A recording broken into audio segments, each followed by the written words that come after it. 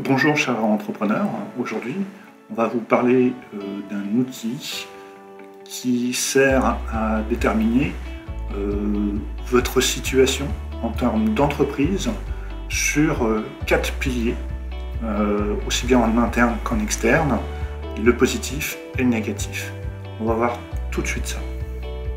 Donc cette technique, ce procédé s'appelle le SWOT de l'anglais, qui veut dire Strength, Weakness, Opportunity, Threats, et qui représente en bon français les forces, les faiblesses, les opportunités et les menaces.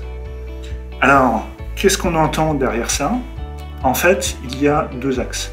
Il y a ce qu'il y a de positif, ce qu'il y a de négatif. Donc ça, c'est le premier axe, positif, négatif. Et le deuxième, c'est en interne, donc par rapport à ce que vous êtes déjà, et par rapport à l'externe, c'est-à-dire par rapport au potentiel. Okay. Donc le premier point, c'est les forces. Donc les forces de votre entreprise, quelles sont-elles? Est-ce que vous êtes une équipe soudée? Est-ce que vous êtes plutôt mobile? Est-ce que vous êtes plutôt rapide à mettre en place des choses? Qu'est-ce qu'il y a de bon? Qu'est-ce qui vous rend unique? Qu'est-ce qui fait que votre société, voilà, elle a ce point et c'est super positif pour vous? Et ça vous démarque de la concurrence. Okay. Donc ça, c'est les forces. C'est vraiment qu'est-ce qui vous caractérise et qu'est-ce qui fait de vous une société attractive. Okay. Que ce soit aussi bien en termes de société, en termes de produits et services, voilà, en termes de gamme, voilà, ça représente tout ça, les forces. Et puis, du coup, comme la nature est bien faite et qu'elle est souvent équilibrée, on a tous ces points positifs et de l'autre côté, on va avoir les points négatifs, en fait ce qu'on va appeler plutôt des faiblesses. C'est tous les axes d'amélioration, tout ce qui fait que votre entreprise n'est pas forcément optimum, n'est pas forcément au top.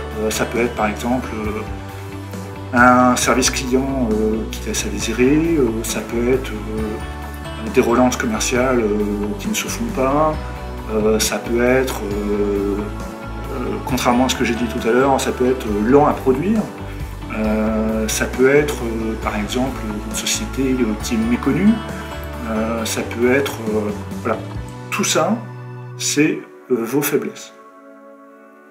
Ensuite, en fait, le deuxième axe, c'est tout ce qui est externe. Donc là, c'est par rapport à votre environnement, par rapport à votre contexte, quelles sont vos opportunités et les menaces. Donc la première colonne, c'est donc encore une fois le positif, les opportunités. Quelles sont vos opportunités aujourd'hui? Est-ce que en fait, vous avez des partenaires potentiels qui peuvent décupler votre chiffre d'affaires, vous ramener du client?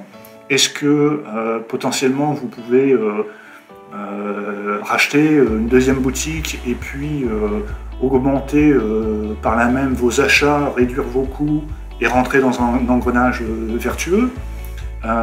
Est-ce que vous avez un portefeuille client qui vous permet de dire que si vous embauchez un nouveau commercial, vous allez pouvoir augmenter le chiffre d'affaires et très vite être plus que rentable? Donc voilà, c'est vraiment toutes les opportunités. Et de l'autre côté, on va parler de menaces. De menaces, ça peut être très bien, par exemple, un marché instable. Ça peut être des clients volatiles. Ça peut être, par exemple, le fait que votre panier moyen est en chute libre. Ça peut être le fait qu'il y a un nouveau concurrent qui vient de s'installer en face. Ça peut être une explosion des coûts de production. Ça, c'est des menaces. On est encore une fois, que ce soit opportunité ou menace, on est plutôt dans le potentiel. On est là, ça peut arriver, aussi bien en bien qu'en mal. Alors que côté force et faiblesse, on est plutôt dans le factuel, de où on en est. Donc c'est pas mal comme outil parce que pour votre entreprise, ça permet de faire une radiographie. Ça vous permet de dire à l'instant T, je sais où j'en suis, avec mes forces, mes faiblesses, qu'est-ce qui va bien, qu'est-ce qui va moyen, qu'est-ce que je peux améliorer.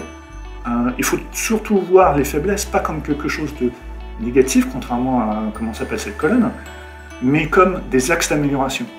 Peut-être qu'il y a des choses qui font du sens d'améliorer, peut-être qu'il y a des choses qui ne font pas du sens d'améliorer. Là, encore une fois, il y a d'autres outils d'aide à la décision, mais en tout cas, là, on est plutôt dans le constat factuel. On cherche à, de manière très neutre, transparente, de poser les choses pour avoir un constat factuel. Donc là, encore une fois, là, en force et faiblesse, c'est là où vous en êtes, c'est votre photographie à l'instant T. Les opportunités et les menaces, c'est des projections. C'est à l'avenir et dans le contexte qui est le vôtre, qu'est-ce qui pourra arriver? Qu'est-ce qui pourra arriver de positif? Qu'est-ce qui pourra arriver de négatif? Donc ça, je vous invite à le faire pour bien connaître votre entreprise, ou en tout cas, encore une fois, d'essayer de poser les choses. Souvent, en fait, on connaît les choses, on les intellectualise, mais on ne les pose pas sur le papier. Quand vous le posez sur le papier, vos schémas neuronaux n'agissent pas de la même manière. Vraiment, vous êtes dans quelque chose de beaucoup plus factuel, et ça va vous permettre de focaliser vos pensées sur ces points-là. Typiquement, de dire, ben voilà, si vous faites, si vous avez tendance un peu à vous sous-estimer, ben, si factuellement vous rentrez les choses, vous allez voir qu'en fait la colonne positive de vos forces, en fait, elle est beaucoup plus longue que ce que vous pensez. Et puis, ben, vos faiblesses, si ça se trouve, il n'y en a pas tant que ça. Mais encore une fois, tant que vous ne le notez pas, c'est toujours compliqué et votre cerveau va avoir tendance à combler les vides et à vous raconter des jolies histoires, que ça soit en bien ou en mal.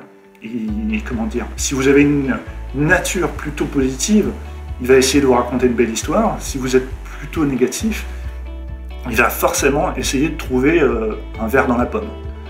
Et s'il ne voit pas de trou dans la pomme, il va se dire que le verre il est quand même, mais c'est juste qu'on ne le voit pas. Donc surtout contrer les mauvaises habitudes de votre cerveau en essayant de poser factuellement le plus possible par écrit. Donc là, cet outil-là va vous permettre de faire cette radiographie, et ça va vous permettre aussi de pouvoir avoir des éléments pour déterminer votre stratégie. Est-ce que vous allez être dans une phase de consolidation? C'est-à-dire que vous n'allez pas vraiment travailler l'externe, mais vous allez plutôt travailler vos faiblesses, de qu'est-ce que je peux améliorer? Par exemple, j'ai un système de production qui est trop lent. Qu'est-ce que je peux faire pour améliorer mon système de production? Donc là, vous avez amélioré votre qualité et vous allez pouvoir passer de la colonne faiblesse à la colonne force. De la même manière, vous allez peut-être focaliser sur l'extérieur, c'est-à-dire de votre potentiel. Et vous allez essayer d'évacuer les menaces. Peut-être que vous ne pourrez pas, mais il y a peut-être des menaces sur lesquelles vous pouvez faire quelque chose pour soit les minimiser, soit les éviter. En tout cas, déjà de les connaître, c'est déjà bien. Et puis, dans les opportunités, il y a peut-être des choses qui vont surgir quand vous allez le mettre, qui vont être révélateurs vraiment d'une opportunité, d'un déclencheur de quelque chose et qui va ouvrir une porte pour développer votre société. Donc vraiment, je vous invite à faire cet exercice. Si vous,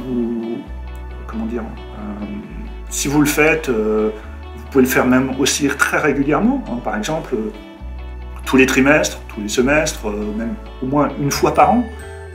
Ça permet de voir votre évolution.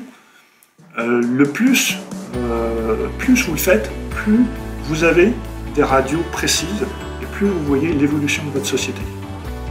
Donc encore une fois, c'est un outil qui est plutôt macro, hein, on est plutôt sur une vision très très haute par rapport à votre entreprise, on n'est pas dans le micro-détail. Par exemple, on ne va pas dire notre faiblesse c'est que Jacqueline elle range les petites cuillères par ordre décroissant. Ça, on s'en moque un peu à ce niveau-là. Là, on est plutôt de se dire, est-ce qu'on pêche dans le marketing? Est-ce qu'on délivre suffisamment? Est-ce Est-ce qu'on est bon commercialement? Est-ce qu'on a les bons fournisseurs? Est-ce qu'on est réactif? Voilà, tout ça, ce genre de questions, ça va vous permettre de tout classer par force, faiblesse, et puis après, par rapport au marché, de dire est-ce que potentiellement j'ai encore une marge de réserve? Est-ce que j'ai encore du potentiel? Ou est-ce qu'il y a des menaces qui sont très importantes et sur lesquelles il va falloir que je réponde très rapidement? Donc voilà, c'est un outil, encore une fois, c'est un outil simple. Et si vous me connaissez un petit peu maintenant, vous savez que j'adore la simplicité. Plus c'est simple, plus c'est clair, et plus vous ne vous posez pas de questions. C'est très très facile de faire du compliqué, et c'est très compliqué de faire du simple. Donc surtout, évitez de vous prendre la tête, posez les choses, et ça va vous aider à prendre des décisions. Voilà. J'espère que ça va vous aider dans vos prises de décision et dans vos radiographies de l'entreprise.